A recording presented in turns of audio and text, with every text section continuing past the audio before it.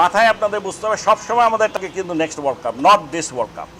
তবে সেই পরের বিশ্বকাপটা বিসিবির সভাপতি হিসেবে আর দেখা হলো না তার। এবার হয়তো তাকে ভাবতে হবে তার নিজের টার্গেট নিয়েই।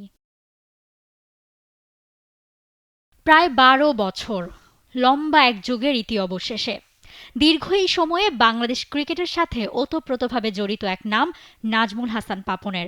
বাংলাদেশ ক্রিকেট বোর্ডের প্রেসিডেন্ট হিসেবে অবশেষে ছুটল এই নাম।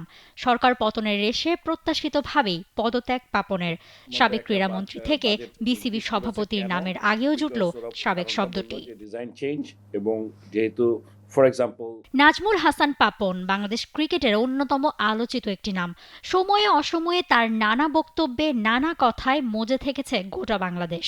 সমালোচনার পাশাপাশি ক্রিকেট ভক্তদের হাস্যরসের খোরাক হয়ে রয়েছিলেন অনেকটা সময়ে। নিজেই বলতেন সে সবই তিনি উপভোগ করেন।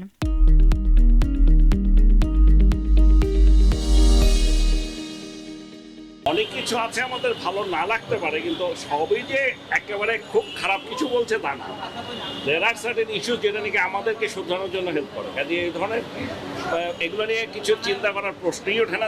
আমার চেয়ে বেশি মানে আমাকে নিয়ে যত আলোচনা হয় খারাপই বেশি, বিশেষ করে সোশ্যাল মিডিয়াতে বা যেটাই হয় আমি কখনো রিয়াক্ট করি। বাকি অন্য যে কোনো বোর্ড প্রেসিডেন্টের তুলনায় পাপন সর্বদা সরব ছিলেন সবচেয়ে বেশি।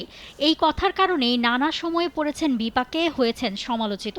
তবে হাজার কিছুর পরও বহাল তবিয়তে ক্যারিয়ারে টিকেছিলেন বেশ ভালোভাবেই।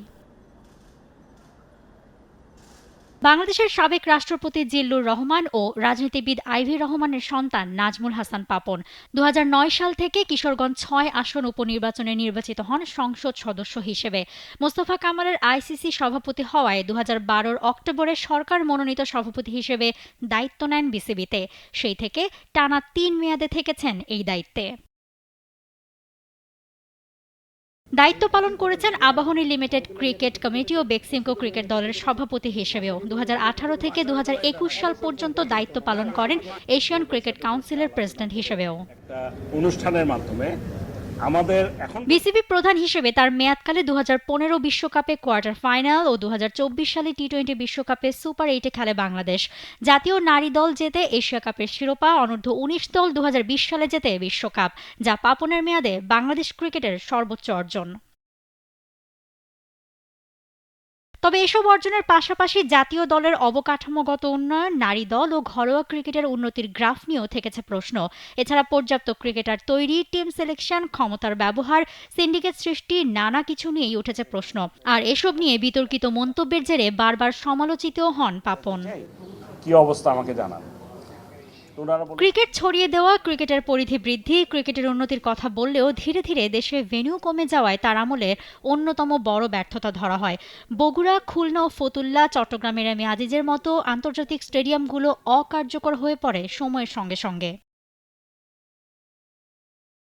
বিসিএল, বিপিএল, ডিপিএল, প্রথম, দ্বিতীয়, তৃতীয় বিভাগ ক্রিকেট কিংবা এনসিএল এর মতো ঘরোয়া আসরগুলো নিয়ে ছিল অনিয়ম ও বিতর্কের অভিযোগ। ২০১৯ সালে ১১ দফা দাবিতে জাতীয় ও ঘরোয়া ক্রিকেটারদের করা বিদ্রোহ নিয়ে পাপনের নেতৃত্বাধীন কমিটিকে পড়তে হয়েছিল বিব্রতকর অবস্থায়।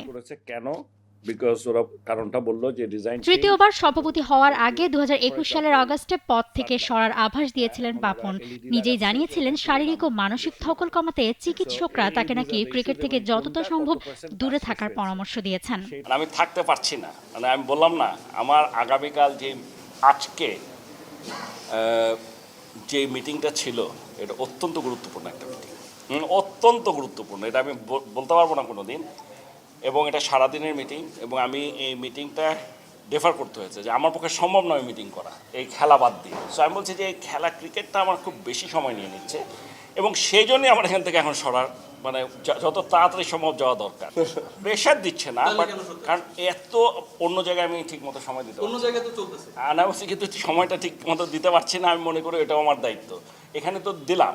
সো আমি বলতে চাচ্ছি যে এখান থেকে যাওয়ার আগে আমি খুশি হব যে যদি কিছু একটা দিয়ে যেতে পারি। তবে এরপর আবারও একই জায়গায় দেখা যায় তাকে, এমনকি চলতি বছর যুব ও ক্রীড়া মন্ত্রী হিসেবে দায়িত্ব পাবার পরও ছাড়েননি বিসিবি সভাপতির পদ। অবশেষে ৫ অগাস্ট সরকার পতন, দেশের প্রতি ক্ষেত্রে রদবদলের মতো পাপনের পদত্যাগও ছিল সময়ের ব্যাপার মাত্র। ২১ অগাস্ট বুধবার বিসিবিতে মেইল করে নিজেই নিজের পদত্যাগের কথা জানিয়ে দেন পাপন, যেখানে জায়গা করেছেন নতুন সভাপতি ফারুক আহমেদ। আর এরই মাধ্যমে বাংলাদেশ ক্রিকেটে আক্ষরিক অর্থেই শেষ হলো নাজমুল হাসান পাপন অধ্যায়। মৌসুমী মৌ, T Sports.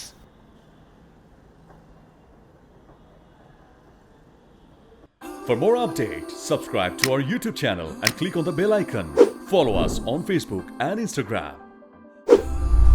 Download T-Sports app to enjoy exciting games and highlights. Visit tsports.com.